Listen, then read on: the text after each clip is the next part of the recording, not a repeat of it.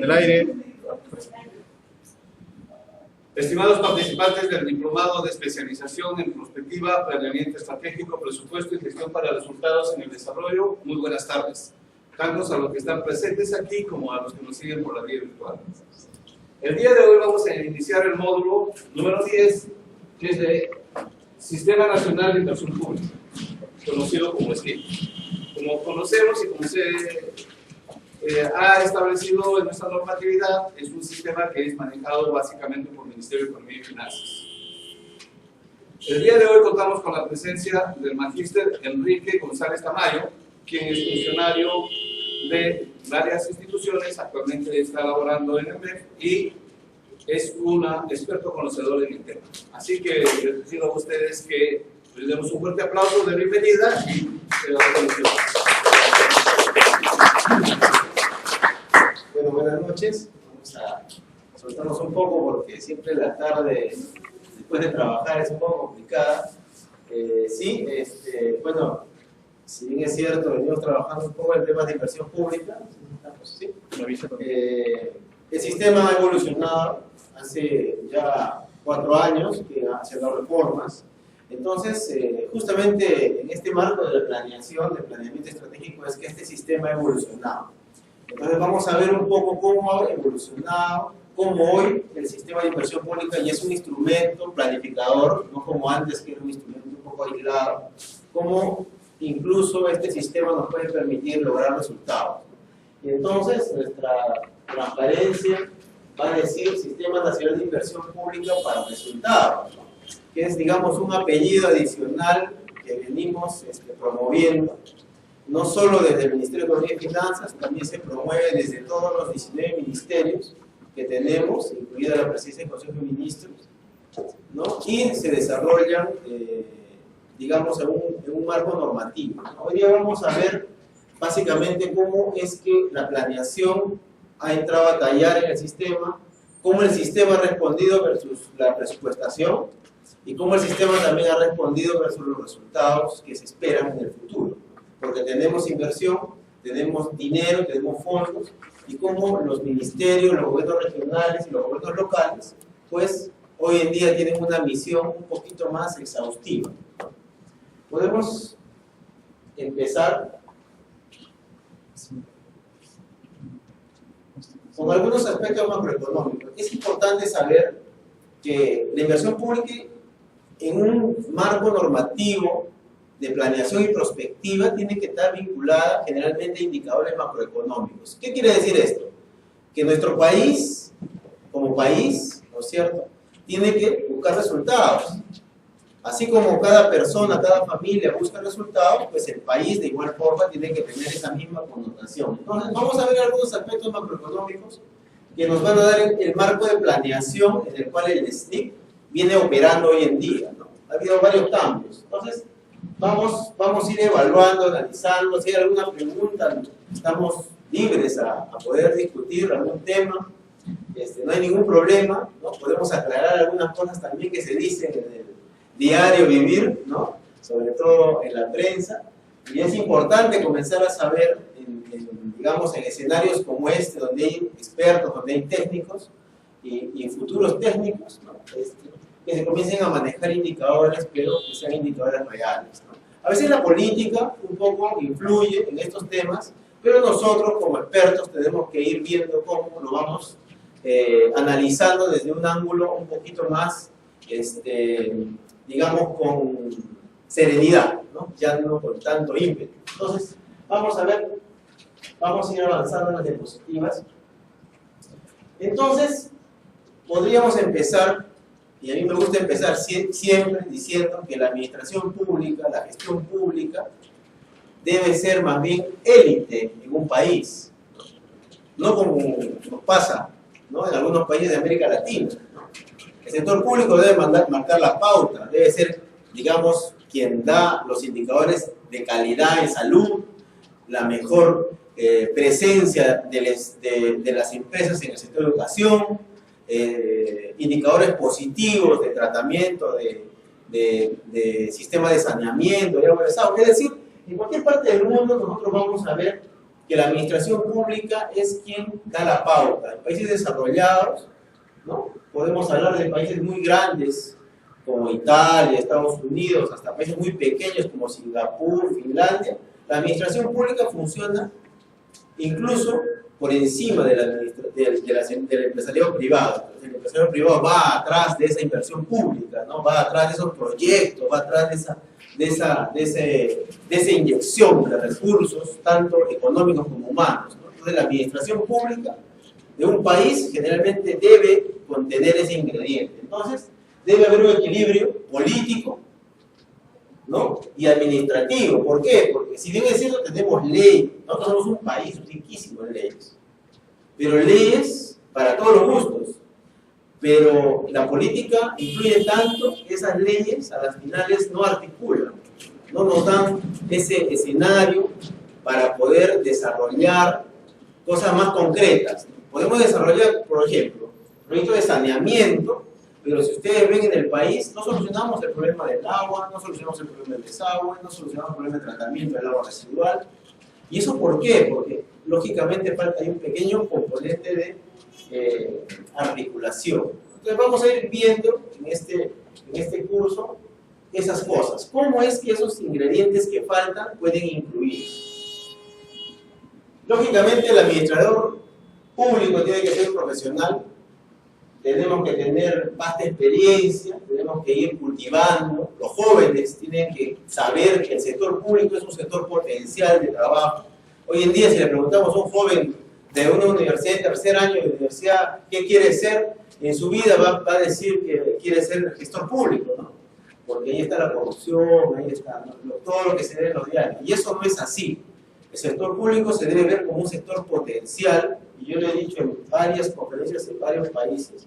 El Perú es uno de los países que tiene mayor potencial, inclusive, porque nuestros técnicos se están formando. Los sistemas recién están armándose. Las leyes recién están cuajando en algunos sistemas administrativos como el SNIC, por ejemplo, y en otros sistemas también.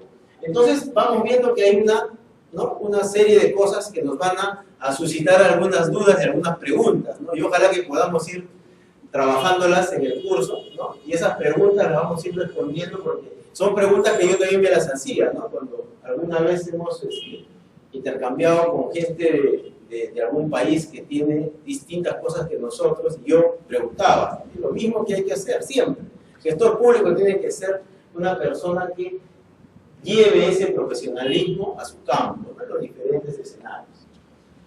Y por ende, ¿no es cierto?, estos ideales que uno busca vienen ya trabajándose durante los 40, 50 años que tienen algunos países que en el mundo son potencias, ¿no es cierto? Entonces decimos, pero ¿por qué hay unos países que son, algunos países chiquititos como Singapur son potencias? ¿Por qué? ¿Por qué? ¿Qué hacen ellos? ¿Qué tienen ellos que no tengamos nosotros?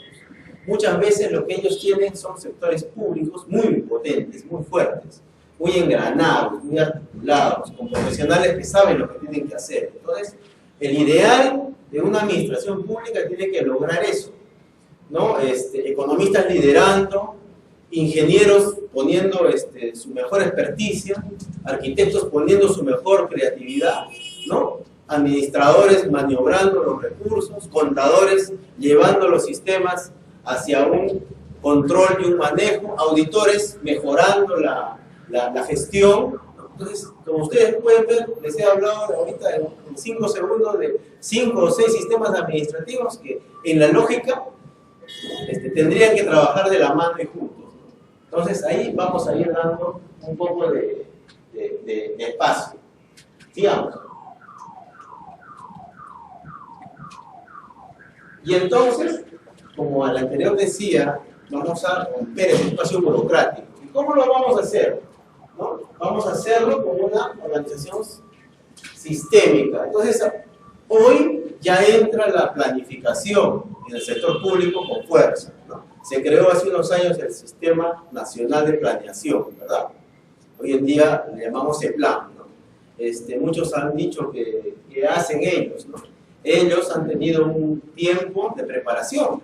Son funcionarios que durante casi 5 años se han ido preparando en países como los de los que les he hablado, ¿no? Han ido a Finlandia, han ido a Singapur, han ido a China, han ido a diferentes países del mundo, justamente para ver cómo es que hacemos sistémico digamos, el engranaje público, ¿no? Cómo planeamos hacia el futuro con las características que tenemos en el país.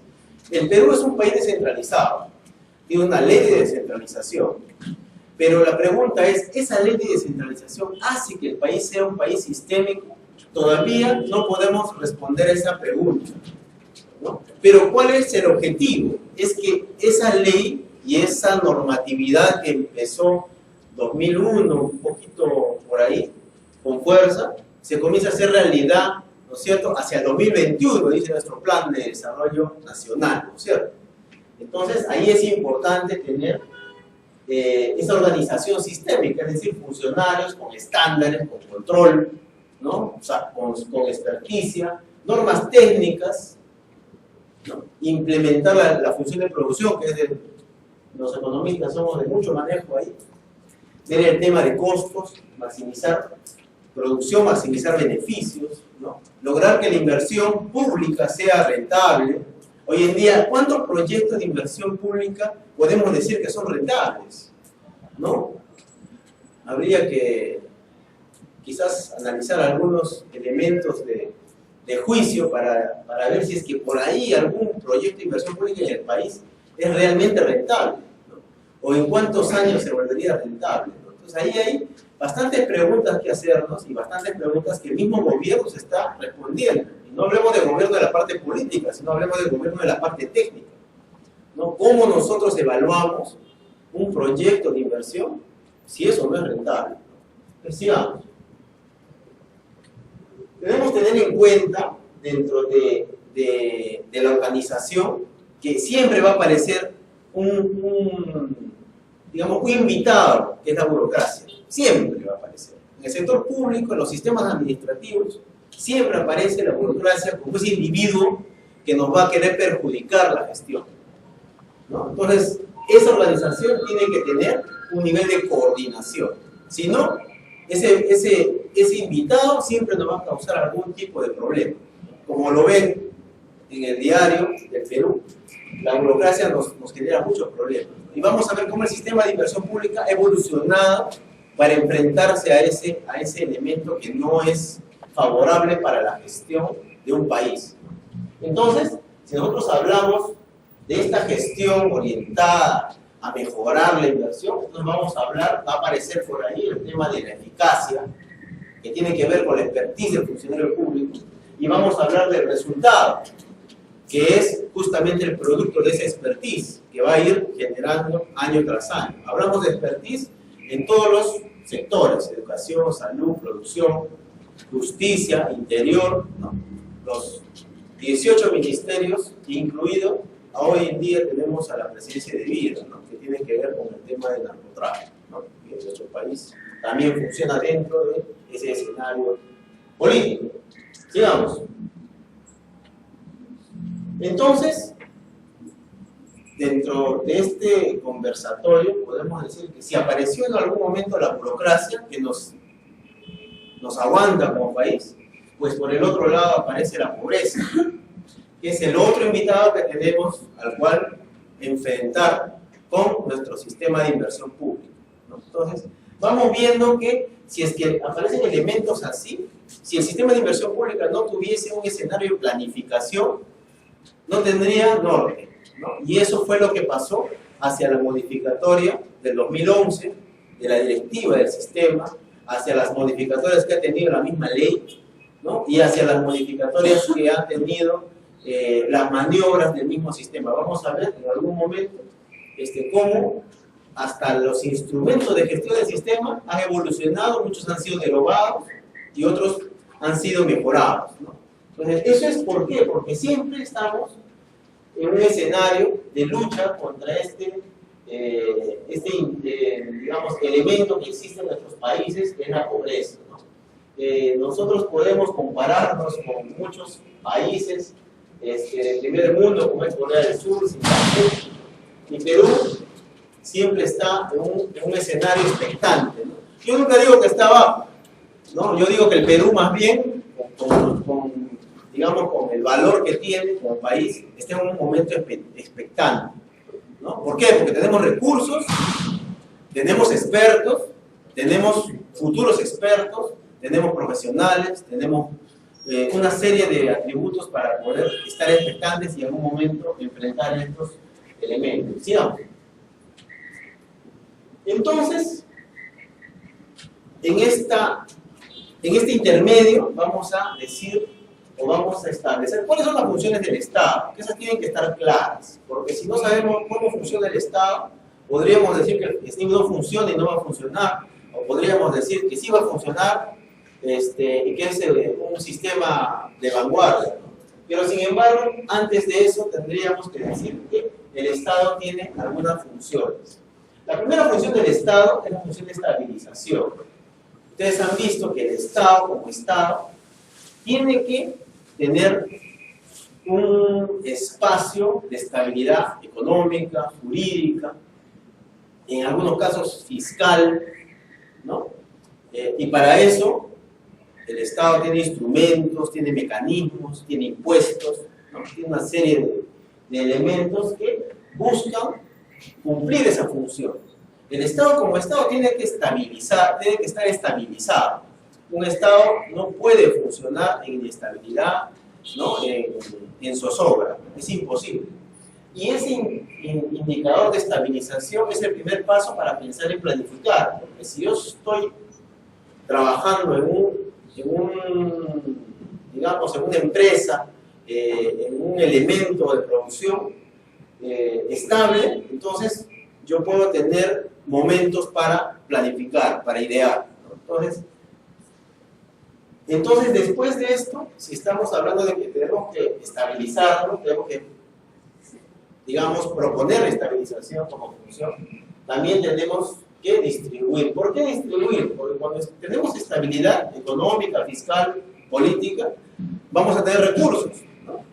En algún momento, ustedes algunos se recuerdan que en los años 50, 60, teníamos el mismo nivel de crecimiento de 5.6, 6 que tenemos hoy, pero sin minería, ¿no es cierto? ¿Y por qué? Porque se cumplía la función del Estado de estabilización, pero donde falló el Estado fue en la distribución, porque en los 70s hubo la reforma agraria y toda esa estabilización económica, la industria, la manufactura, cayó. Y quien lideró esa caída fue nuestra agricultura, ¿no? Que hasta ahora no puede levantar. Entonces, la distribución es una función que tiene el Estado, es una digamos que es la función más huraña, porque muchos dicen, pero ¿por qué le dan tanta plata a tal región y no le dan, ¿no? ¿Por qué el MEP no tiene un equilibrio? ¿Por qué le dan a Huancavelica 100 millones y al Cusco 2.000 millones? ¿Por qué? ¿No? Entonces, ahí también el tema de la distribución en el Estado está en un proceso de reforma, ¿no? El año antepasado, por una iniciativa de la Presidencia del Consejo de Ministros, ¿no? Se han propuesto evaluar los indicadores de distribución del canon minero, por ejemplo, ¿no? Y así como el canon minero, hay una serie de recursos que tiene el Estado peruano que tienen que distribuirse por efectos de la descentralización, pero no se pueden distribuir así nomás. Como pueden ver ahí hay una palabrita importantísima que es equidad. Entonces, para lograr equidad, también nos tenemos que sentar o pisar con nuestra planificación, hacia dónde apuntamos. Y para ese apunte tenemos que tener equidad. Es decir, si yo en Huancavelica tengo una pobreza que llega casi al 60%, ¿no es cierto? Y en una región como Moquegua tengo una pobreza que no sobrepasa el 30%, entonces tengo que ser equitativo en la distribución. Entonces ahí el Estado cumple una función. Hay un trabajo, hay una serie de indicadores que se trabajan, y dentro de esos indicadores también están los proyectos de inversión pública, ¿no? El sistema de inversión pública, que vamos a ver más adelante cómo actúa ahí. Y finalmente, la función de asignación. Es decir, el Estado es el papá. Él asigna funciones, asigna recursos, asigna responsabilidades, asigna elementos para que no solo las instituciones públicas operen, sino que también el sector privado opere. Entonces, si vamos analizando esto, podemos hacer un pequeño contrapunto entre el antes, el durante y el después de estas funciones, ¿no? Antes, ¿no es cierto?, hablamos de los 80s, ¿no es cierto? El tema de estabilización básicamente miraba metas de déficit, ¿no? Si salíamos de los 70s a los 80s veíamos déficit. Cuando entramos a los 80s, ¿no?, estuvimos en déficit, una hiperinflación y todo un tema, ¿no? Sin embargo, durante este proceso de democratización, de vuelta a la democracia y la instalación de nuevos sistemas administrativos, pues se dieron los controles, ¿no? Vamos a controlar un poco la economía, vamos a mejorar la moneda, vamos a valorarlo. Y finalmente hoy podemos hablar de una estabilidad de indicadores. No todos, pero existe una estabilidad en los indicadores. Han visto que también lo último que ha pasado es que el precio del petróleo ha bajado y por ende los combustibles en el país han bajado. Pero eso no ha significado que nos garantice una estabilidad, ¿no es cierto? No nos ha garantizado. Eso, digamos que la lógica podría decirse, no, sí, si bajó tenía que bajar todo lo demás, pero no ha sido así. ¿Y eso por qué? Porque hay algunos indicadores que todavía tienen inestabilidad, no están completamente controlados, ¿no? Algunos colegas lo han dicho y lo han explicado, ¿no?, cómo esa inestabilidad de esos indicadores pues, está perjudicando ese performance que ahora tiene el precio del petróleo, ¿no? Entonces vamos a ir analizando ellos también, que también tienen alguna vinculación con la inversión pública. En el caso de la distribución, antes de esos mismos tiempos hablábamos de equidad, ¿no? Incluso se hizo una reforma agraria, ellos durante el proceso queríamos hablar de equidad, queríamos decir, no, tiene que ser todo equitativo, pero apareció el canon, apareció la regalía minera, apareció el canon gasífero, ¿no? Entonces, la inequidad era, pues, es una realidad, y esa inequidad lo que ha producido es generar brechas, ¿no? Es decir, yo tengo regiones como Moquegua que llegan a tener 1.200 millones de soles al año y tengo regiones como Huancavelica que no llegan a superar los 80 millones al año. Entonces son brechas bastante complejas. ¿Y qué quiere decir? Que hoy en día estamos luchando contra esas brechas, tenemos que reducirlas. El sistema de inversión pública ha sido diseñado básicamente para luchar contra esas brechas. Es decir, el sistema de inversión pública opera en su gran parte en la función de distribución del Estado. Y vamos a verlo más adelante cómo. Y finalmente, si hablamos del tema de asignación, ¿no?, antes habían asignaciones eficientes, ¿no?, porque eran pocos recursos. Era un Estado bien corto, bien apretado, bien justo, ¿no?, de dinero, no era opulente. Durante el proceso, ¿no?, se trató de hacer una ejecución eficiente de los recursos. Ustedes vieron desde doctor Paniagua, Toledo, ¿no?, los equipos técnicos trataron de hacer que la ejecución de todo sea eficiente. Pero, por ejemplo, hacemos una comparación de la misma forma que les he estado diciendo. Agarramos una región como Cajamarca, con casi 2.000 millones de soles al año, y la comparamos con el Cajamarca de hace 10 años. La pregunta es, ¿Cajamarca ha cambiado algo? Con 2.000 millones de soles anuales durante 10 años, ¿no? Y esa pregunta muchos políticos de la misma región no la han sabido responder. Lo mismo ha pasado con Moquegua, lo mismo ha pasado con el Cusco, ¿no? Si bien es cierto, el Cusco ha evolucionado en su tema turístico, pero en temas productivos estamos ahí peleando con la realidad, ¿no? Y entonces, hoy tenemos que buscar la calidad de vida. O sea, esa asignación de recursos, no solo económicos, sino de recursos humanos, de recursos naturales, tiene que buscar la calidad de vida de nuestra gente, de nuestra comunidad, de nuestra población. Entonces, el sistema de inversión pública opera, digamos que un 80% en estas dos funciones. La función de distribución, que hay que hacer eficiente ese uso de los recursos. y la asignación. Es decir, tienen que ser proyectos que realmente sean rentables. Y ya, digamos que hemos pasado esa valla que hablábamos hace unos años de que sean rentables socialmente, ¿no? Para hacerlos un poquito más flexibles, ¿no? Hoy en día, muchos colegas sabemos que ya, si bien es cierto, un proyecto de inversión pública es socialmente rentable, pero debemos buscar la forma de visualizarlo en el tiempo como un proyecto económicamente rentable también, porque son recursos. Entonces hay que ir buscando la forma. Vamos a ver que ya se ha buscado alguna forma de ir midiendo ello. Hay colegas economistas que ya están trabajando en esa materia. Hay muchos colegas que han ido a Chile, han ido a Colombia, han ido a Estados Unidos, ¿no? Que trabajan en los ministerios para capacitarse y poder ver cómo es que logramos engranar el sistema de inversión pública en esa materia. Entonces, en conclusión, en esta primera parte de esta disertación, podemos decir que el sistema de inversión pública, básicamente hoy, sí descansa en el sistema de planeamiento nacional. Está estructurado de esa forma. Todas sus reformas han sido hechas así. 2. El sistema de inversión pública está diseñando su perspectiva. Es decir, está pensando en el futuro, en esa calidad de vida. Podemos pasar.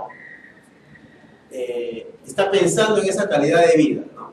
Y el sistema de inversión pública básicamente se apoya en ¿qué? En el presupuesto público y en la orientación de la gestión por resultados. Entonces, fíjense, vamos viendo algunos indicadores macroeconómicos. Esta es información del marco macroeconómico multianual. Siempre nuestra inflación, como economistas, siempre nos pegamos a analizar la inflación, ¿no? Que en nuestro 2014 ha estado por el 3.4, algunos le han dado unos puntos más, otros unos puntos menos, pero en promedio, el MEF lo ha analizado a 3.4. En nuestras condiciones económicas, en realidad yo, en mi opinión, ¿no? Comparándonos con otros países, deberíamos haber estado mejor. Hemos podido tener una mejor performance en 2014. Sin embargo, los problemas políticos han influido en que no sea así. Y lo mismo ha pasado con el tipo de cambio, ¿no? Que hoy en día, empezando en 2015, pues tenemos un tipo de cambio bastante duro, ¿no? En algunos momentos del final de 2014 ha pasado los 3 soles. Entonces, podemos decir, uy, un ratito, ¿no? ¿Qué está pasando? Pero, sin embargo, eso es producto un poquito de la performance de la situación económico-política del país. Básicamente eso. Yo también he escuchado algunas opiniones de algunos colegas en el sentido de que sí, pues, acá no ha habido control, no ha habido control fiscal, no ha habido control, no ha habido fuerza en el control, ¿no? De la economía. Sin embargo, podríamos decir que, o yo podría decir que ha habido control, pero las circunstancias han sobrepasado ese control, ¿no? Entonces, ¿qué se hace frente a eso? Se ajustan las clavijas de los sistemas administrativos del Estado. Entonces, es importante hacer esa mención porque el sistema de inversión pública y lo que ustedes en algún momento van a comenzar a analizar de acá para adelante, 2016, 17 al 21, que es nuestra planificación nacional, es justamente ese ajuste de estas clavijas. Es decir, ya no vamos a aislar inversión pública de presupuesto público, de gestión por resultados, proinversión por otro lado. No. Hoy en día estamos tratando de estructurar una articulación de los sistemas. ¿Para qué? Para volver a pensar en la prospección, volver a dar pasos hacia adelante, ya no dar pasos hacia atrás. Y así podemos analizar varios indicadores macroeconómicos dentro de esta coyuntura, ¿no? Tecnocrática, digamos, de mejorar los sistemas administrativos del Estado. Sigamos. Entonces, ya dentro de un marco normativo, ¿no? Siguiendo un poco la lógica, tenemos que saber cómo es que se hace la distribución del gasto público. ¿Por qué? Porque tiene que haber un engranaje que una el sistema de inversión pública con los elementos de recaudación fiscal y con los elementos de distribución de gasto. Porque estamos viendo que el sistema de inversión pública trabaja en la función de distribución, ¿no es cierto? ¿No? Y tiene su potencia ahí. Entonces, el gasto público responde al desempeño macroeconómico, fíjense. O sea, si no hubiese la economía que tenemos, no tendríamos 130.000 millones de soles para gastar en 2015. El año pasado teníamos 118.000 millones y cerramos en 125.000 millones. ¿No? Producto de ello, hoy tenemos 130.000 y esperamos cerrar en 156.000, es la proyección. ¿No? Ojalá sea así, ¿no? Aunque han dicho que los precios de los metales van a tener ajustes, pero en realidad se espera que la tendencia sea mejorar.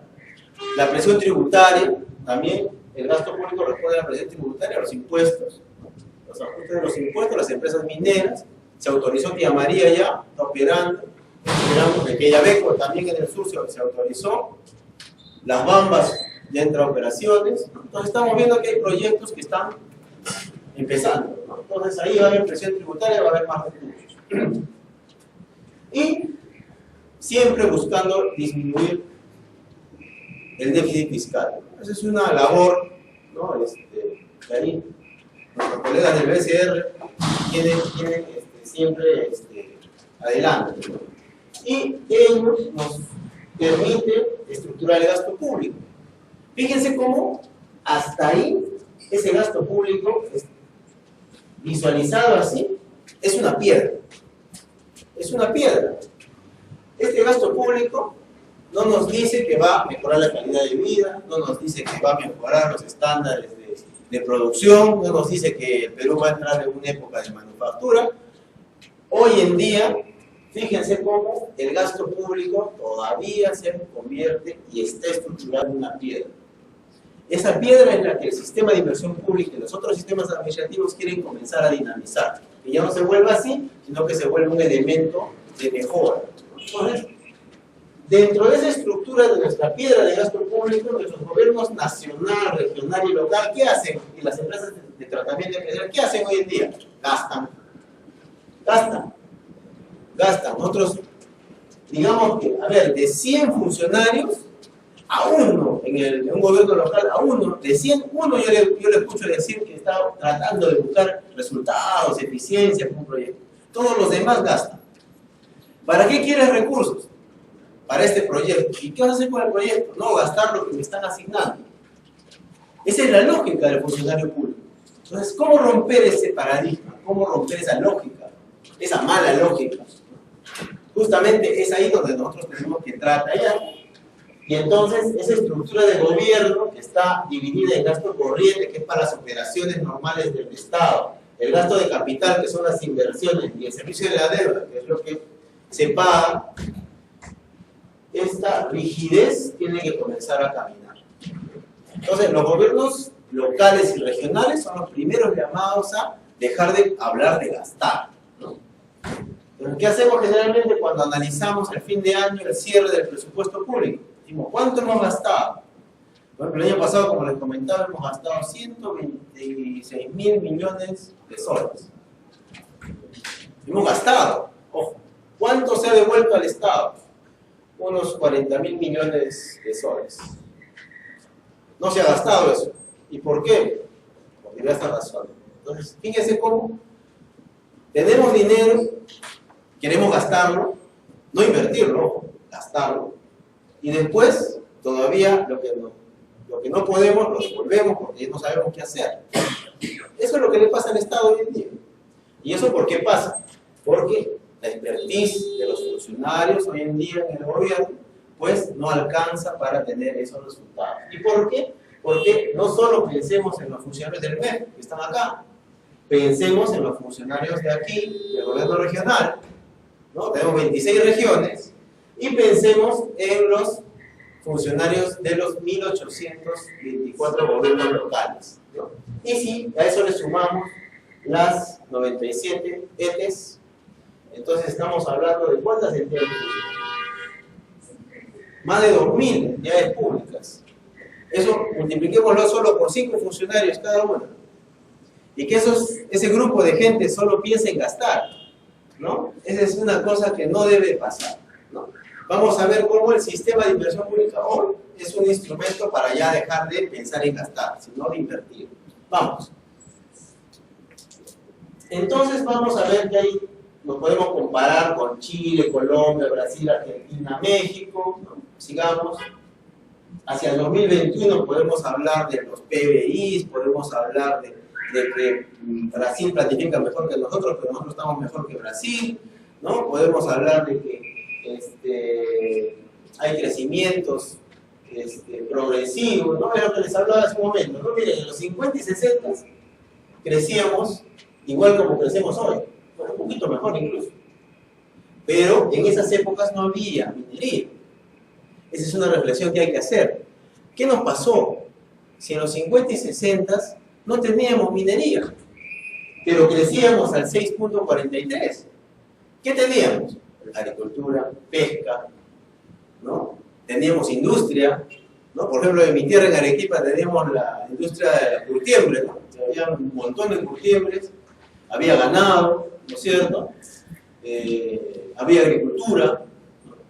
En otras partes del Perú igualito, la selva tenía, ¿no?, algunas cosas también, la madera, ¿no? Y crecíamos así, no había minería. ¿Cómo era la equidad de ese entonces? En ese entonces lo que se daba era una mejor maniobra,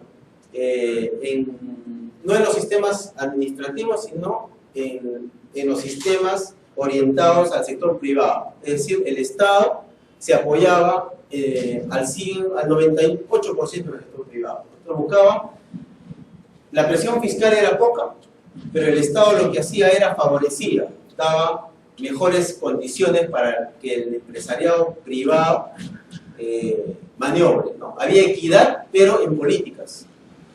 Hoy en día, la equidad en las políticas no existe, porque no tenemos políticas públicas certeras, ¿no? Entonces no podríamos hablar de esa equidad. Entonces, esa es la diferencia del ayer, con políticas públicas pequeñas pero certeras, y en el hoy, que tenemos supuestamente grandes políticas públicas, pero que no son certeras, ¿no? Podríamos comparar sectores. Agricultura es el sector más típico.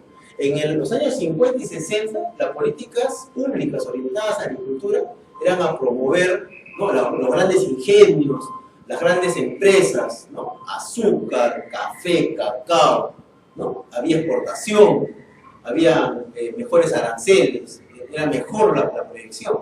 Hoy en día tenemos mucho más inversión, ¿no?, pero la política pública al empresario peruano no le da esas garantías. Entonces, la equidad de ayer con la equidad de hoy ha distorsionado en política pública.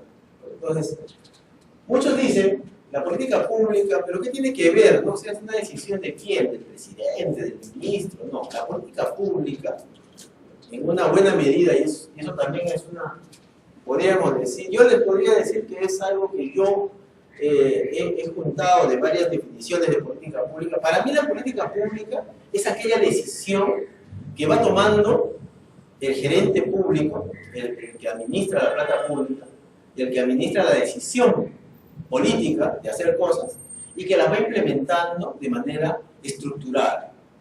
No aquel que da una orden, ¿no? Hablábamos, ¿no?, política pública, el presidente ha salido a hablar y ha dicho que mañana va a pagar el FONAP. Eso no es una política pública.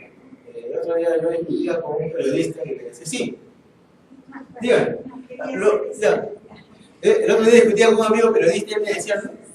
¿Sí? Sí. ¿Por qué usted dice de que hoy en día no hay, o sea, las políticas públicas no son muy aceptadas, ¿no? En pocas palabras, si hoy en día estamos trabajando más, como dijo hace un momento, en el tema de planeamiento, la política pública de alguna manera está concatenada con el sistema de planeamiento, entonces no entiendo. Ya, ¿cómo es así? Si nosotros hemos empezado desde el año 2003 a hablar de planeamiento, de un sistema de inversión pública, de sistemas administrativos, ¿no es cierto? Estamos empezando recién un proceso de implementar políticas públicas, ¿no? Porque las políticas públicas de hoy están orientadas a la salida de la ley, Todo el mundo cree que salió la ley y es una política pública. Y eso no es verdad, ¿no? Y eso no es verdad. En cualquier parte del mundo, en un país desarrollado, una política pública tiene una estructura en donde empezó con una iniciativa, se planteó un sistema, se planificó un plan operativo, se hizo un plan institucional, se estructuró las medidas a implementar, se plantearon las actividades y los proyectos y salieron las 12 políticas públicas de esa iniciativa legislativa. Hoy en día, la iniciativa legislativa pasa del asesor del congresista al congresista al pleno y del pleno a la calle. ¿Se dan cuenta? Y es por eso que yo digo que lo que hoy hacemos no es política pública. Pero sin embargo, lo que dice la señora es correcto. En el otro escenario de la vereda hay un grupo, del que les hablaba hace un momento, hay un grupo de funcionarios que han sido capacitados en el extranjero, han venido ya al Perú y empiezan a trabajar el Plan de Desarrollo Nacional, por ejemplo, ¿no? Que esa es la gran ruta que sigue el país y que ahora va a entrar en un proceso de rediseño, porque se han dado cuenta que esas iniciativas del Plan Nacional, Plan Bicentenario, planteadas en un inicio, hay muchas de ellas que no han encajado con los objetivos del milenio, otras han chocado con las políticas de PNUD, otras han chocado con políticas, entonces van a ir haciéndole ajustes, ¿no? Pero eso es un proceso, Lo que pasa es que se nos han contrapuesto dos situaciones. Una situación es este crecimiento ficticio, y se nos ha contrapuesto el planeamiento en sí. Es decir, estamos luchando en planificar, pero en una circunstancia totalmente ficticia, de dinero que lo tenemos y que nuestros presidentes regionales se lo gastan como quieren, si se han dado cuenta, ¿no? Entonces, fíjense, ¿ustedes creen que de acá a 5 años, digamos que pongámonos al 2021, que dice nuestro plan, hablemos de fechas concretas, al 2021, ¿no? ¿Ustedes creen que en 2021 vamos a tener los mismos millones en los gobiernos regionales? No vamos a tener los mismos millones. Vamos a tener los mismos millones, por ejemplo, en los municipios distritales, como Echarate, que tiene más de 100 millones, ¿no? Como Quimbiri, que tiene otros 100 millones, en el Cusco, en la selva del Cusco, como en Moquegua, que tienen 80, 90 millones, como en Ancash, que tienen 100, 200 millones, como en Cajamarca, que tienen 100 millones. En el 2021, esos municipios, esos gobiernos no van a tener esa cantidad de dinero. Y la pregunta es, ¿y qué estamos haciendo? ¿Hay algún proyecto de desarrollo que me dé trabajo a más de 300 personas en alguna municipalidad o algún gobierno regional? Es una pregunta que se hizo hace unas 2 semanas. Un asesor de la presidencia de los ministros la hizo. Un gobierno regional que tenga un proyecto que en 20 años seguidos dé trabajo a 300 personas. No existe. Y tenemos en los gobiernos regionales miles de millones. Entonces, eso se está planificando. Entonces, lógicamente, estamos luchando contra este monstruito del crecimiento económico basado en la minería, ¿no? Y tenemos que luchar contra eso porque nos da indicadores bastante complicados. Por ejemplo, si hablamos de Quimbiri, que es una ciudad que queda en la selva del Cusco, ¿no? Que tiene millones, tiene entre 80 y 100 millones, ustedes van a Quimbiri, que es la zona Bray, ¿no es cierto? Y ahí el desarrollo es nulo. Y tiene esa plata en la municipalidad. ¿Y qué hacen? ¿Dónde está la...? Pero cuando ustedes van a la consulta de Miguel Belver, ese Quimbiri ha gastado 70, 80 millones. Ustedes dicen, ¿en qué? No, ¿dónde está? No, que hicieron un canal de arte. Tienen 200 proyectos, pero 200 proyectos que no apuntan a nada. Entonces, estamos luchando contra eso. O sea, nuestra planificación, nuestros sistemas están luchando contra ese ficticio que existe donde se gasta la plata. Alguna vez yo escuché a un colega también decir, ¿por qué no nos guardamos esa plata y esperamos más bien a que haya planificación y de ahí ya no ponemos la plata? Porque si no, los señores van a comenzar a seguir gastándose la plata. Entonces, podría ser, ¿no? Pero esa es, digamos, la lucha que hay que emprender, ¿no? Estar presentes y estudiar un poco la planificación, la presupuestación, la inversión pública en estos escenarios es muy agradable. ¿Por qué? Porque estamos en esa lucha. Y lo que necesita el país es gente que sepa de inversión pública, que sepa cómo invertir el dinero. Eso es lo que necesita. Bueno, sigamos. Vamos viendo la evolución de la pobreza, que es otro de nuestros grandes problemas. El 2013 es una cifra ya oficial, 23.9, más del 0.9%. ¿No? Sigamos. Hemos reducido la descentralización, ¿no? Es una política de Estado para el desarrollo. Tenemos una ley de descentralización, por eso tenemos gobiernos regionales y locales. Ahora el proceso de descentralización es el que está un poquito ahí que nos perjudica.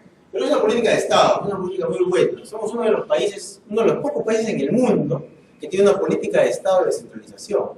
Y eso es plausible. Lo que tenemos que hacer es engranar esta descentralización en nuestra planificación. Ese es el gran reto. Y lo estamos ahí queriendo hacer. Ojalá que se pueda, ojalá que haya ese ímpetu todavía hacia un par de años más, ¿no? Sigamos. Y es esto. Básicamente es esto. Una estrategia de desarrollo territorial, que es lo que estamos buscando.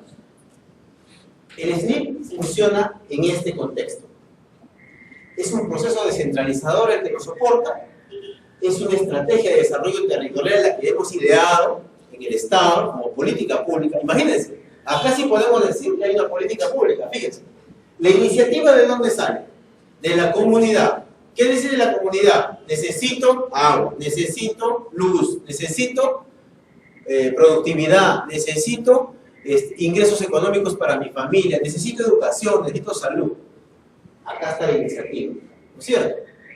Y ahí parte la política. ¿Y quiénes están aquí? Jóvenes, instituciones, empresas, ¿no es cierto? Instituciones sociales, organizaciones sociales, están en la comunidad. De acá nace la iniciativa, no nace en el Congreso. Eso es lo primero que hay que romper. La iniciativa de política pública, de una estrategia territorial, de una planificación, de un sistema administrativo y de una descentralización, no parte del Congreso, parte de la comunidad. Entonces, el SNIP está pensado desde la comunidad. Ahí está la diferencia. Y eso hay que tenerlo claro. Si nosotros lo tenemos claro, es decir, el sistema de inversión pública parte de una iniciativa comunitaria. Exacto. Entonces, tenemos que estudiar cuál es la escasez, ¿no? Nuestra razón de ser de los economistas, ¿no? ¿Qué escasea aquí? ¿No? Entonces vamos a analizar todo el engranaje económico, social, político, juvenil, de la tercera edad, todo lo que hay en la comunidad. Y esa comunidad tiene un municipio. Nosotros tenemos 1800 y pico municipios, en 1800 distritos, ¿no? Que tienen comunidades. No necesariamente un distrito es una comunidad, a veces hay distritos que tienen 10, 20, 30 comunidades. Y de eso también nos olvidamos.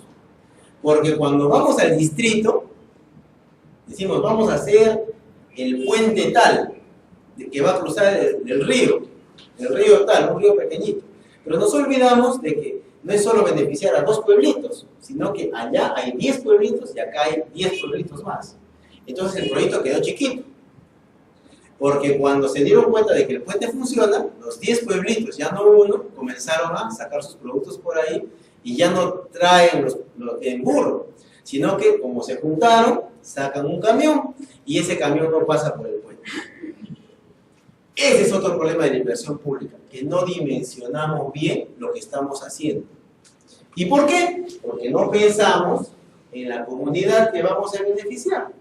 Pensamos en que el proyecto valga 1 millón, valga 500.000 soles, o sea, pensamos en el valor del proyecto, pero no en el beneficio del proyecto. Entonces, fíjense, la estrategia territorial, o sea, la estrategia de planificación de la inversión pública, parte de la comunidad, pasa por el municipio, porque en el municipio está el consejo de coordinación local, que es un instrumento de gestión, ¿no es cierto? Está la comunidad, están los centros poblados, los diferentes anexos.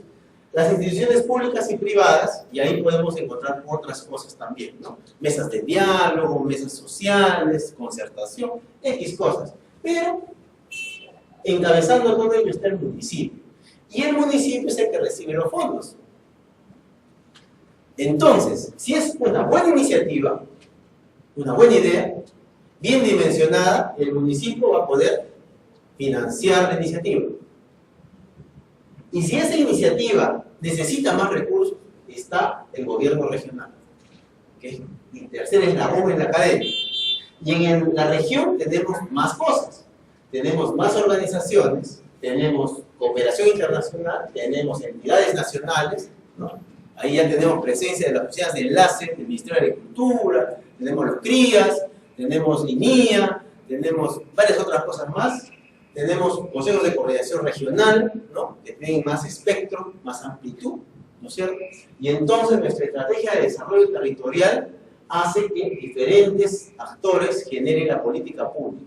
Y podríamos decir, sin demora a equivocarnos, que un proyecto de inversión pública es posible que se convierta en una política pública si es sostenible. Porque así como una ley puede ser sostenible, un proyecto de inversión pública debe ser sostenible. Es decir, debe lograr el desarrollo sostenible en el tiempo. Yo preguntaría, ¿qué proyecto de inversión pública en el Perú ha durado más de 5 años? ¿No? A ver, ¿cuál? ¿Proyecto de delegación? Inversión pública. ¿Algún proyecto de delegación? Por ahí. Inversión pública. Total, a ver.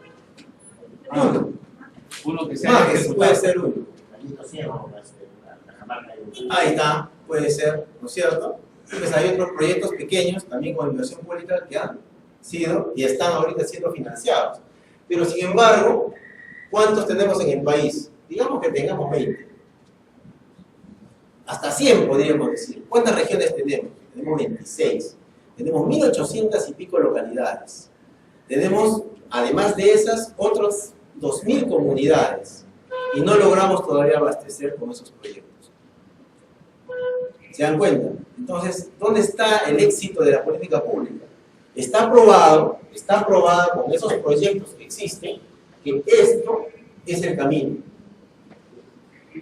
Esta estructura es la forma de hacer política pública. Esta estrategia es correcta, porque está en un escenario de planificación. Este proceso de descentralización se puede impulsar mejor. ¿Qué nos faltaría? Liderazgo de las autoridades. Punto 1. ¿Qué más? Son como 5 cosas. A ver, vamos. Liderazgo de las autoridades. ¿Por qué? Control. Eficiencia. Eficiencia. articulación. Articulación. Algo más. Falta alguna cosa más. De la ley. Manejo de información. ¿Qué sucede? Si yo tengo un proyecto de irrigación en una zona rural y tengo esta comunidad que tiene iniciativa, yo tengo que articular la irrigación de aquí. No puedo hacer un proyecto individual. Entonces tenemos que comenzar a conversar. Y, sí, exactamente, saneamiento, y a eso voy a entrar. ¿Qué sucede con esto? Si no existe lo que dice el señor, un ordenamiento territorial, acá vamos a ir a esta comunidad y ese terreno no les pertenece. Y eso sucede en el Perú. Le pertenece a un señor que vive en Lima. Y los señores de la comunidad no estaban ni enterados. Y eso pasa con la inversión pública.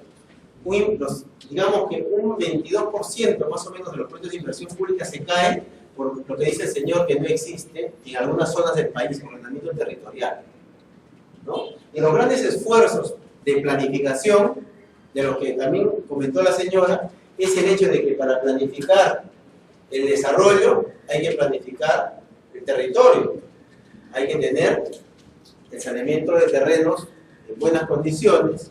Felizmente, entre el gobierno anterior y este gobierno, la oficina de demarcación territorial está operando, pero lento, pero operando, ¿sí? Sí, ahora que se nos viene una ola que viene proyectos de inversiones en provincias, ¿cómo hacer eso? Exactamente, justamente ahí es donde, ahí está, digamos, el medio del asunto. La presidencia del Consejo de Ministros tiene una oficina de demarcación territorial, que es la que está trabajando este tema, ¿no? Y digamos que el asunto ahí es que esa planificación territorial está a un paso todavía un poco lento, ¿no? Tenemos que estructurarlo. Lo que pasa es que faltan técnicos. No hay gente que se arriesgue, digamos, a irse a capacitar algo duro para venir acá al Perú e implementarlo, ¿no? Salen a capacitarse y se van.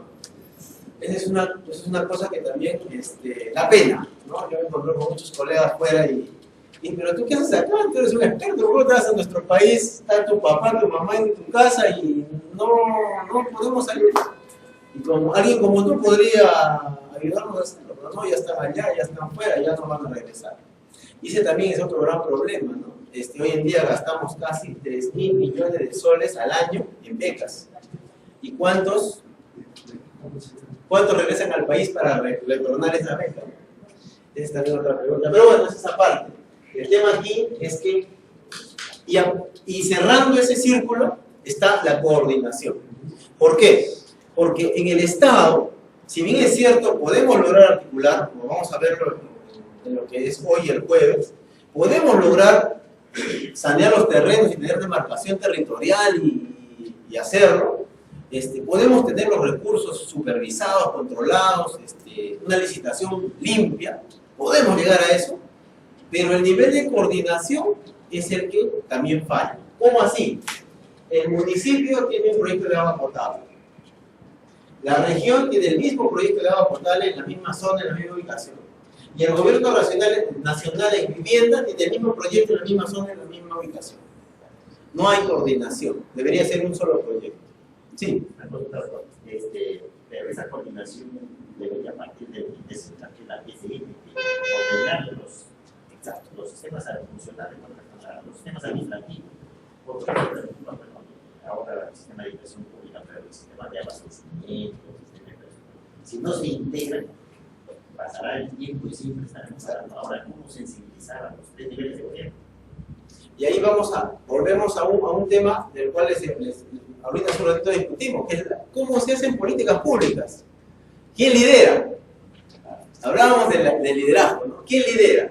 Entonces tú tienes una entidad que debe liderar. Entonces, no estar en el día a día de discutir cosas que no debe. Esa institución debe liderar. Entonces, yo creo que la evolución del sistema, la evolución del país, estas instituciones van a comenzar a entender que tienen que comenzar a liderar. Y esto, por ejemplo, tenemos una ley del Poder Ejecutivo que se está implementando, hay una secretaría que la está implementando ya 4 años, y es un proceso que demora. Ese es el gran problema, ¿no? Lo que pasa es que hemos empezado muy tarde en un escenario de inversión, de mucha plata, de mucho ímpetu para gastar el presupuesto público. Pero no hemos pensado en que hay que liderar, hay que coordinar, hay que articular, hay que tener clara la inversión, dónde va a ser.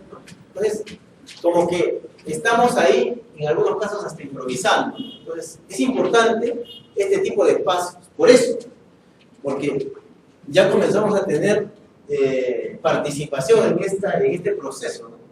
Y ya sabemos cuál es la estrategia del gobierno, cuál es la estrategia del Estado, ¿no? Porque digamos que ahí podemos diferir. Si el gobierno no lidera, pues el Estado está por atrás, está trabajando para que esto funcione, para que el SNI funcione, para que el planeamiento funcione, y entonces estamos ahí luchando, ¿no? Porque no entendemos aún en nuestro Perú que las políticas públicas no son solo políticas, ¿no? Son elementos de desarrollo, son decisiones que toma el país en su conjunto para que estas comunidades tengan un horizonte y puedan progresar. Entonces, eso lo vamos a entender. Yo soy convencido, ¿no? Porque el Perú es un país extraordinario, soy convencido de que hacia el 2021 por lo menos algunas de las cosas que hemos planificado las vamos a entender y las vamos a querer liderar, ¿no? Entonces, eso también hay que convencernos poco a poco. Bueno, esta es la estrategia. Sigamos. Y entonces, esta es una consecuencia. Tenemos que buscar desarrollo sostenible. Tenemos que buscar, miren los pueblitos. Hoy en día en el Perú, ustedes Por ejemplo, yo he ido también he estado por Quimbiri, he ido a San Francisco, he ido a Sibio, he ido a distritos como Canaire, que por ejemplo están en el punto neurálgico del terrorismo, en el Bray, he ido a Guayaga, Tingo María, que es ya la salida, diferentes pueblos, ¿no? Podemos hablar de Palpa en Huancavelica, donde hay papa nativa, puede ser Santa Ana, en Huancavelica también, donde es una zona a 4.500 metros sobre el donde siembran papa nativa. Sitios extraordinarios, Choclococha, que es una de las lagunas más importantes de Huancavelica, en el centro del país, donde los chilenos tienen unos criaderos de truchas espectaculares, ¿no? Y calladitos nomás se llevan esa carne, ¿no? Entonces, hay lugares importantes en el país, pero que no los manejamos nosotros. Y hay proyectos importantes de los que hemos hablado, irrigaciones, megaproyectos, ¿no es cierto? Inversiones importantes que no podemos dejar que en el futuro, ¿no?, salgan de nuestro manejo. Eso hay que garantizar. Los megaproyectos son importantísimos para cualquier país, así sean cuestionados. Un megaproyecto es inversión, es trabajo para la gente, aparte que es la posibilidad de que en ese proyecto se enganchen otros proyectos. Entonces, hablamos de desarrollo sostenible, hablamos de prospección, de pensar qué más se puede hacer si ya instalé la irrigación, qué más puedo hacer si ya instalé la hidroeléctrica, ¿no? ¿Qué más puedo hacer? ¿Qué más enlazo ahí? ¿Qué más hago si es que ya está la represa, ¿no? Sí. Proyectos articulados, ¿no?, que tienen que ver con programas. Exactamente. Sí. Sí. Bueno, ¿cómo está? ¿Qué tal? Buenas noches. Entonces, y ahí estamos a un tema un poco hablando de esa misma articulación, que es la inclusión. La inclusión, como alguna vez discutíamos con algunos amigos, la inclusión no es crear programas sociales. La inclusión es que la comunidad esté comprometida con estas cosas. Que la comunidad sepa. Es decir, se gasta mucho esfuerzo, mucho zapato en capacitar, ¿no? Qué bueno sería que de estos diplomados, de la maestría, de gestión, de proyectos, de gestión pública, salgan también trotamundos que vayan a Ayacucho, vamos a hacer un curso allá para capacitar una comunidad, hacer una réplica en Huancavelica, una réplica en un distrito, ¿no? Podamos organizar cosas así, que los colegios estén comprometidos, ¿no? Que las instituciones privadas también se comprometan, las mineras, que hagan este mismo esfuerzo, ¿no? Y que a las finales, esto que estamos haciendo, porque esto es un esfuerzo, ¿no? Lo podamos traducir en nuestros compatriotas. Esa es una real inclusión. Porque ¿de qué sirve que yo ponga un Banco de la Nación en el último escaño de la Sierra del Perú, ¿no? Le pongo la comisaría de agua para que lo cuiden, pero los señores que deben cobrar ahí su pensión 65 no se van ahí, sino se van a la capital de provincia, porque es más fácil, ¿no? Entonces, esa es un poco también la reflexión. La inclusión tiene que ver un poco, ¿no?, con esa presencia en el desarrollo de las comunidades y nuestros compatriotas. Un poquito por ahí pasa. Y ahí estamos hablando de la integralidad, la armonía de la inversión. La inversión no es solo poner el proyecto, la inversión es hacerlo armónico con la comunidad, hacerlo integral. Es decir, si yo pongo una carretera, una vez escuché a un amigo ingeniero civil decir, pero una carretera es una carretera. No, una carretera incluye a los 10 pueblos.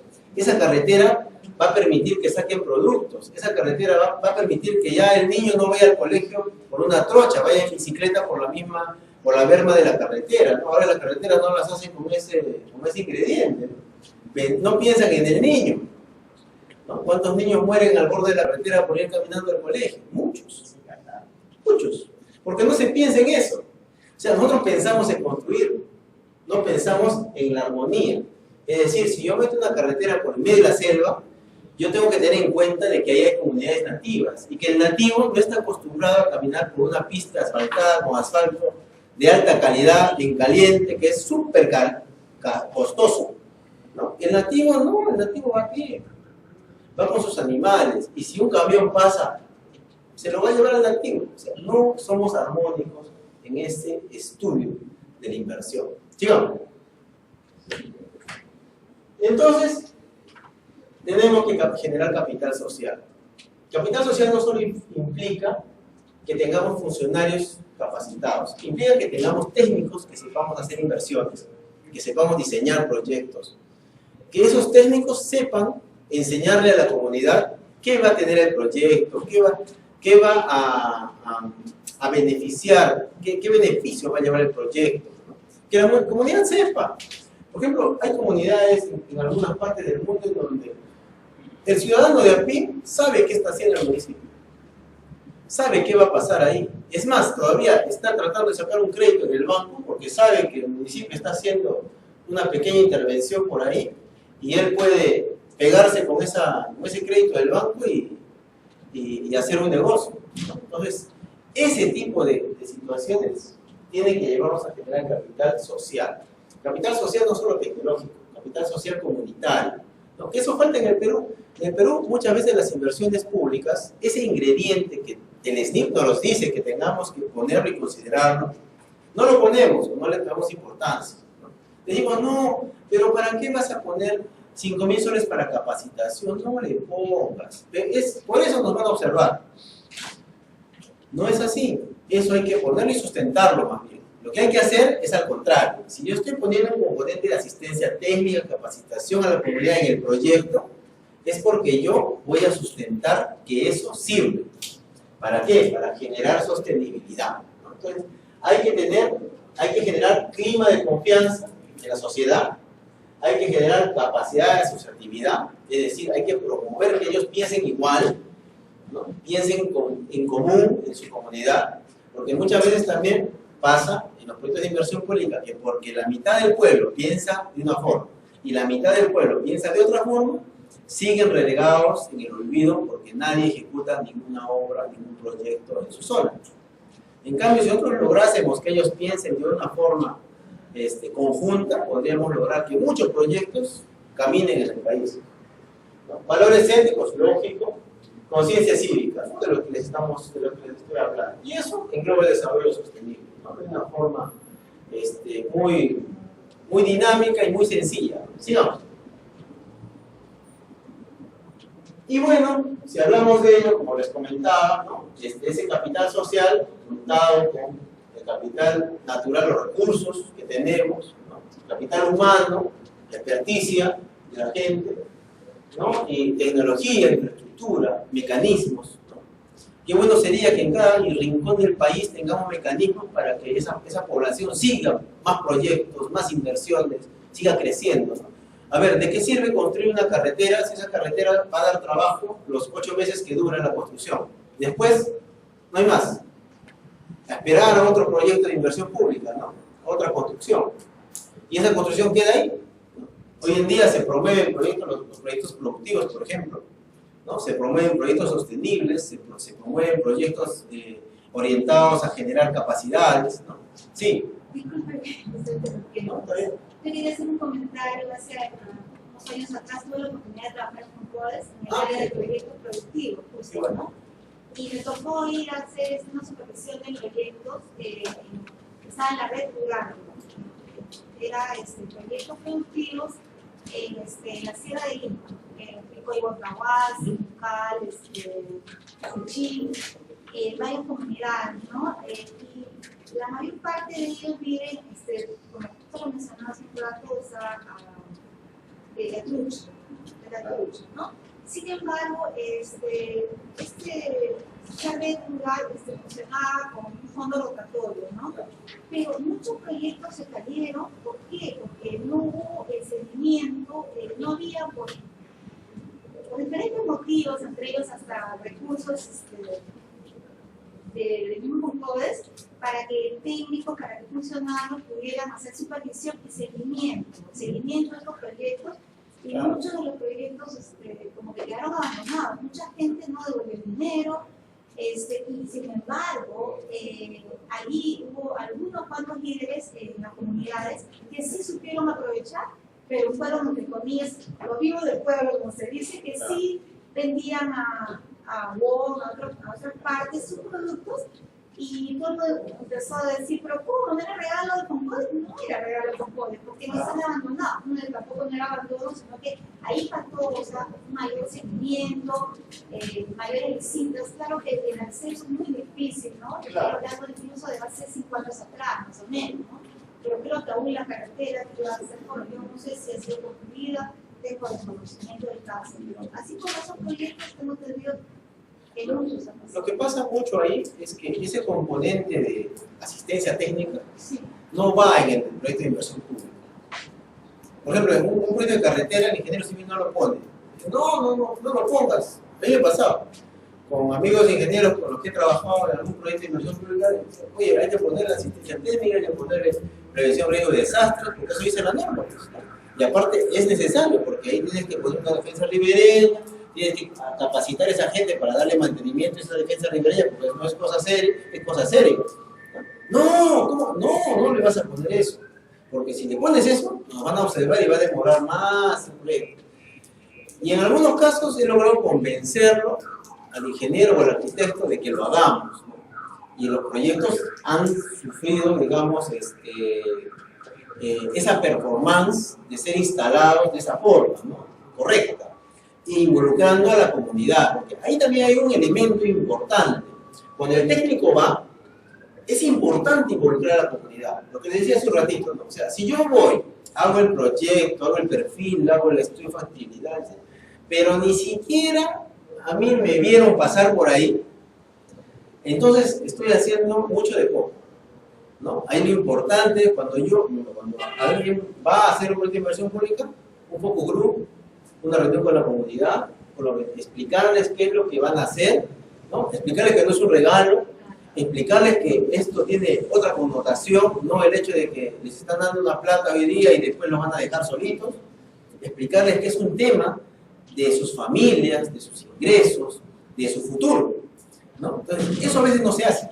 Entonces, ahí ese ingrediente también es importante, sí. Creo que lo que está comentando es por la lógica tecnicista de lo que era un proyecto de inversión, quizás que diseñan proyectos. Claro. Que más que pensar, las personas piensan en el producto o en el proyecto en sí mismo. Claro. Cuando al final lo que importa es eso para qué. Exacto. Y en segundo lugar, creo que había, no sé, no conozco los desarrollos más recientes, pero había como la percepción de que pues, precisamente en sus épocas iniciales quizás se les inducía a ese tipo también de acciones y de diseños. Ha tenido sus buenas y sus malas, ¿no? Y a veces más malas que buenas. Entonces, justamente por eso también el SNIP ha pasado un proceso de diseño y actualmente, o sea, el sistema como sistema se ha comprendido en el Ministerio de Economía que ese sistema administrativo tiene que pasar por un proceso evolutivo. ¿Por qué? Porque está dentro de esta estructura de planeamiento. Fíjense que el mismo plan nacional, el plan bicentenario, ya viene sufriendo una serie de cambios evolutivos, ¿no? O sea, es que el plan empezó con una economía X, y hemos pasado a una economía media X más 1, ¿no? Y estamos por entrar a una economía X más 2, y al 2021 es posible que esto también tenga otros visores de cambio, ¿no? Entonces, si el plan nacional tiene esa fluctuación, lógicamente los sistemas administrativos y los sistemas de planeamiento regional y local tienen que tener esa misma performance, ese mismo pensamiento. Es por eso que el mismo CEPLAN, en su directiva que salió el año pasado, ya está proponiendo que los gobiernos regionales y locales alineen, ¿no?, sus políticas hacia una planificación en esa misma ola, ¿no? Entonces, ¿pero qué sucede?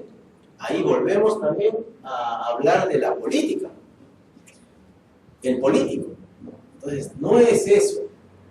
Yo quiero, en algún momento, no sé qué se hará en el Perú para que los políticos, que son alcaldes, presidentes regionales, congresistas, entiendan que ellos son hacedores de política pública. Es decir, ellos tienen que llevar la iniciativa a la realidad, ¿no? No simplemente hacer un tránsito burocrático del que hablábamos al inicio, ¿no? Sino, son dos cosas distintas. Ojo. Hacer política pública es generar cosas que se ven, que se plasman y que la comunidad las asume y las pone en funcionamiento dentro de su comunidad y que en el futuro vamos a ver que funciona, ¿no? Sí. Una consulta, a la luz de su experiencia, ¿usted cree que, haciendo una perspectiva de a futuro, se pueda determinar perfiles de puesto para las autoridades? Más bien yo diría que eso ya debería estar. Claro, pues a eso me refiero. Ya debería estar, porque imagínense, o sea, incluso con lo que ha pasado con los gobiernos regionales, ¿no? Somos conocedores de que hay varios presidentes regionales, algunos ya en la cárcel, otros en proceso, ¿no? Y otros que se sabe que también han estado en la misma situación y que seguro en algún momento la Contraloría va a determinar su responsabilidad. Ya debería haber, pienso yo, un perfil. En cualquier parte del mundo existe un perfil. Es más, hay países en el mundo en donde el alcalde o el intendente tiene un cargo honorífico. O sea, es un señor, un empresario que quiere hacer algo por su comunidad y hace un espacio en su cotidiano de empresario y se dedica un poco a su pueblo, ¿no? a sus raíces y eso lo deja ahí ¿no? y le sigue la posta a otro empresario exitoso, ¿no? Y es una cosa que ellos buscan, por ejemplo, en algunos países europeos buscan eso, ¿no? Que se perpetúe ese misticismo del pueblo, ¿no? Pero acá no, acá es una lucha por llegar rápido a la alcaldía porque necesito asegurar mi futuro, ¿no? Y eso no es así, eso ya no debe estar en nuestro pensar, ¿no? Somos un país, como les dije al inicio, expectante en el mundo, con una economía muy concreta, con una posibilidad de planificar muy concreta también, y que necesitamos que digamos que las autoridades, no voy a decirle políticos, que las autoridades sean gente totalmente capacitada, que por lo menos se les exija un par de requisitos para poder acceder a un cargo público, ¿no? Y que tengan la experticia, por lo menos básica, ¿no? Y que conozcan. Yo conozco alcaldes, lamentablemente, y presidentes regionales, que cuando hemos ido a hacer algún tipo de capacitación y les hemos puesto la consulta amigable del MEP, que es de conocimiento público y público, ¿no? Alguno de ellos se paró y dijo, el MEP nos está escondiendo información, ¿no? ¿Cómo es posible que ustedes tengan estos datos y no nos los den a nosotros? Y algunos de los funcionarios del MEP dijo, señor, usted entra a la página web y dice es público, no tiene ninguna restricción, clave, nada, ¿no? Y el señor no sabía. Y era presidente regional, o gerente regional, o era gerente municipal, en algún caso. Nos ha pasado, no solo una vez, ¿no? Podríamos hablar de unos cientos de veces, ¿no?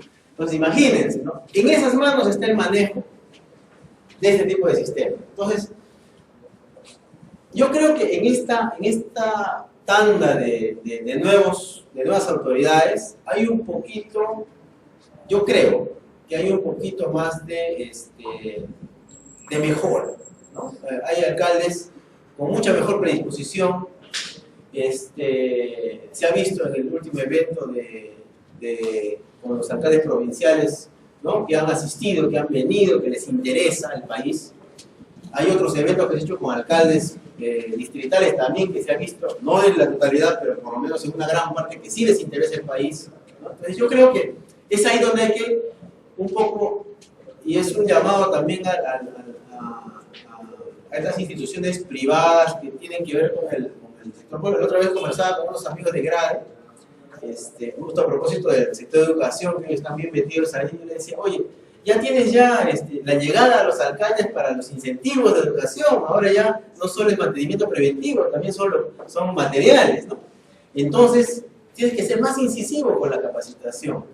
Tus aplicativos, o sea, todo lo que es fichas, esos aplicativos, ¿no? Dales más cosas, si ya los tienes de la mano, trabaja con ellos. Los alcaldes distritales son el mejor elemento para tú desarrollar, ¿no? La experticia. Los gerentes, ¿no? Trata de que, por ejemplo, conversábamos el año pasado de que se responsabilice a un funcionario exclusivamente para el tema educativo, ¿no? ¿Por qué? Porque es elemental. Salud y educación son sectores que tienen que tener responsabilidad de alguien en lo local, en lo regional y lógicamente en lo nacional, que sí lo hay, ¿no? Entonces, conversábamos y llegábamos a la conclusión de que efectivamente hay algunas recomendaciones que hacer y que hoy se están plasmando, ¿no?, en el cumplimiento de estas actividades en donde se está dando mayor énfasis en capacitar a estos funcionarios, involucrarlos, decirles cómo tienen que hacer las cosas, y si hay que ir hasta allá, pues hay que ir hasta allá, ¿no? Entonces, ese es un poco también, en este tránsito, lo que yo creo que, si es que estos 6 primeros meses de gobierno de estos alcaldes, se hace un poquito de esto, yo creo que hacia finales del año vamos a comenzar a tener instituciones públicas que van a comenzar a trabajar mejor que las que se fueron, ¿no? Por ejemplo, ahí hablábamos de que hubo un gran grupo de alcaldes, es nuevo, ¿no? Estamos hablando de casi un 48% de alcaldes en el país son nuevos, totalmente nuevos, ¿no? Nunca antes habían sido autoridad, ¿no? Hay un pequeño grupo que sí fue autoridad antes, ¿no?, que está volviendo, y hay un pequeñito grupo que está reeligiéndose, ¿no? Entonces, eso es una cuenta de muchas cosas, que ya no estamos creyendo mucho ¿no?, en esta clase política, ¿no? Estamos creyendo más en la expertise, y también producto de ello estamos aquí, ¿no? Entonces, eso es, digamos, para darle un poco más. Entonces, miren, aparece dentro de todo esto que hemos hablado ya, hemos dicho la inversión pública, hemos hablado del proceso descentralizador, hemos hablado de la estrategia de articulación territorial, ¿no es cierto? Y dentro de ello, además, aparece la gestión por resultados, ¿no?, del otro punto de nuestro diplomado. Y como pueden ver y como lo hemos discutido hasta ahorita, ¿qué nos une? La articulación. ¿Y qué nos llama? La coordinación, ¿no es cierto? Entonces, si articulamos y coordinamos, tenemos un plan, tenemos sistemas administrativos armados hacia esa planificación, ¿no es cierto? Tenemos procesos, en este caso descentralizadores, como es el proceso de descentralización, estructurados en esa misma lógica, ¿no es cierto? 4, tenemos una estrategia, ¿no es cierto?, que es lograr que este proceso planificado, estructurado, tenga no solo los recursos económicos, sino los recursos humanos, el capital social, ¿no?, y todos los ingredientes. Y entonces, ¿qué buscamos? Resultados. Resultados. ¿Y resultados desde qué perspectiva? Desde la perspectiva de que debe existir una priorización. Si hablamos de proyectos de inversión pública, vamos a hablar de priorización. Es decir, estos proyectos no son cualquier proyecto, son priorizados. Ustedes alguna vez seguro han escuchado de que hay algunas autoridades que han hecho una pista y después a los 3 meses han querido hacer el agua y el desagüe. Esa es una práctica muy típica en el interior del país, ¿no? O sea, yo asfalto. Es más, yo conozco alcaldes que han hecho el asfalto en caliente, o sea, de alta calidad, ¿no? Y a los 4 meses, como se viabilizó el proyecto de agua y desagüe, han levantado ese asfalto carísimo, han hecho el agua y desagüe y después le han puesto una carpeta de la más barata.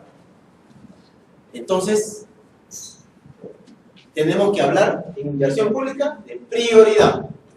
Hay que primero, en la planificación que nosotros hagamos, debe haber una estructura priorizada de inversiones, ¿no? Y lo que vamos a hablar, ¿no?, el día jueves, del programa multianual de inversión pública, que es un instrumento que nos va a permitir enlazar nuestros proyectos con nuestro plan, ¿no? Entonces, prioridad. Objetivos.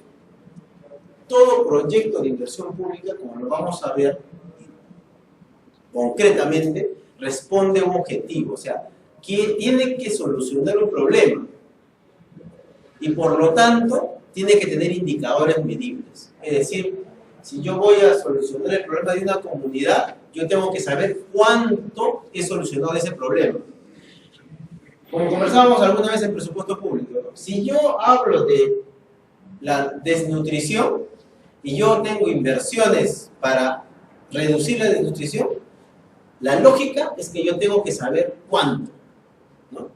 Como alguna vez le preguntaron a la ex ministra de Salud, ¿no? Le dijeron, señora, usted dice que ha reducido, ¿no?, las enfermedades de tuberculosis en una región X, para no traer todo el recuerdo. y le preguntaron cuánto, y fue un funcionario de Naciones Unidas. Señora, dígame usted cuánto. Nadie sabía cuánto se había reducido.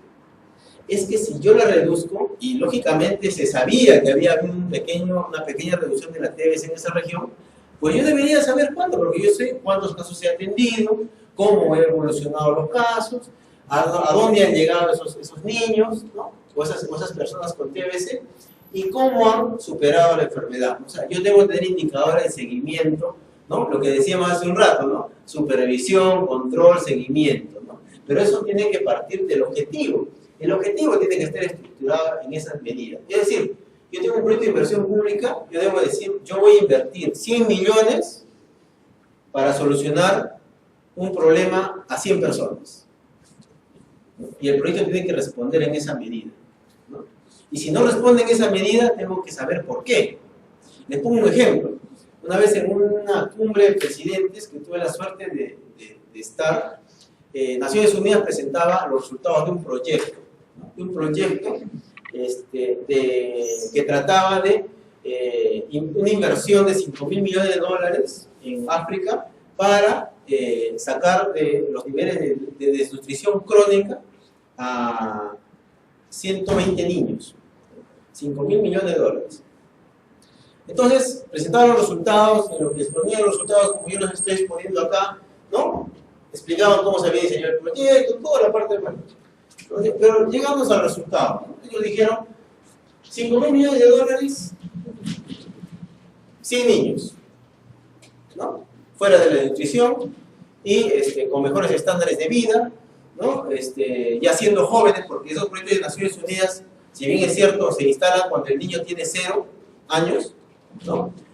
Los monitorizan hasta que el joven se convierte en un joven de 17 años y sale a la sociedad, ya no es desnutrido, y ya está en la universidad y Naciones Unidas financia todo ese proceso, ¿no? Entonces, sabiendo que ese es el circuito, el técnico de Naciones Unidas, en conclusión, dijo, hemos sacado de esos 100, 2. Pero los 2, con los 5.000 millones de dólares, han cumplido todo el ciclo. Y la pregunta fue, ¿y eso es suficiente? Y la señora les dijo, sí. 2 vidas que han salido de la nutrición crónica de ese sitio, en donde lo más probable era que mueran al 3er mes, han logrado y están ahora viviendo en Londres, tienen una vida normal, no tienen secuelas, están formando su familia, tienen estudios, tienen una vida por delante y ellos ahora van a replicar esto en otras ciudades de su tierra, ¿no? de su patria, ¿no? Ellos dijeron que es suficiente. No es lo adecuado, pero es suficiente. Entonces, ahora, ¿qué hubiese pasado? Hubieron una serie de eventualidades en el proyecto, eso también hay que aclarar, que hicieron que haya niños que murieron el 70% de los niños en el proceso. Entonces, no terminaron todos en esa medida, porque depende del grado de nutrición, y en África es bien duro eso.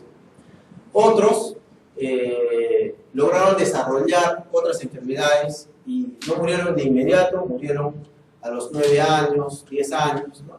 Entonces, el resultado fue que estos 2 niños fueron los más fuertes, ¿no? Y sobrevivieron a todo el proceso. No era que invirtieron y se olvidaron de los otros 198 o de los otros 98, ¿no? Sino que en el proceso, dadas las circunstancias y dado el objetivo del proyecto, la señora indicó que si uno hubiese sido el que sobrevivía a todo esto, hubiese sido también exitoso. Pero felizmente, gracias a Dios, fueron 2. Y se invirtió toda esa cantidad de dinero. Pero es una realidad pues radical, ¿no? Entonces, imagínense en nuestro país que no vivimos algo así. ¿Por qué no hablar de indicadores? ¿Por qué no hablar de cosas que se pueden hacer?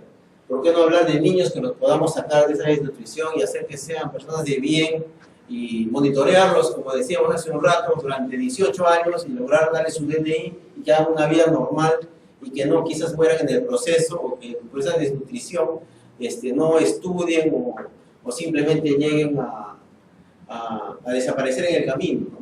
Entonces, esas reflexiones están en los proyectos de inversión pública, porque es inversión que está orientada a estos niños, a las mujeres, a los ancianos, a los adultos, a todos.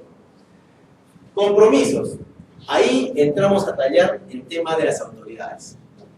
La inversión pública en la gestión por resultados requiere compromisos.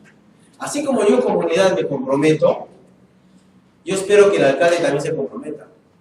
Espero que las instituciones privadas se comprometan, que me ayuden a hacerlo. Entonces, ¿qué pasa? Cuando yo gestiono un proyecto de inversión pública, yo tengo que lograr involucrar a todos los que tengan que ver en el territorio del proyecto. Es decir, si yo tengo un proyecto de inversión pública, por ejemplo, para desarrollar un área forestal, yo tengo que involucrar a las instituciones públicas que tienen que ver, CERFOR, Ministerio de Agricultura, ¿no? Fondos internacionales, instituciones privadas, empresas, a todos, ¿no? Y lograr que se comprometan con el proyecto. Nadie puede ser ajeno a un proyecto, ¿no? Nadie. Tenemos que involucrar. Ahí hay un ingrediente importante para conseguir el resultado. Recursos tenemos. Hay que ser claros. Recursos tenemos. Entonces, ahí, digamos que ese pilar está sólido. Articulación. Ustedes lo han dicho. Si no se articula, y en conclusión, una de las conclusiones de este día puede ser, si no se articula dentro de un proyecto de inversión pública, estamos hablando de nada. Seguimiento y evaluación. Seguimiento y evaluación. Tenemos claridad en eso. Claridad porque si no hacemos seguimiento, si no hacemos la evaluación del proyecto, que eso no estamos acostumbrados a hacer en inversión pública, ¿no?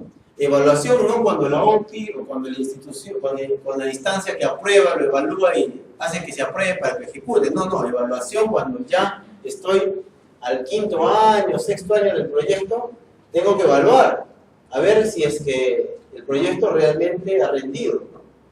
Y participación.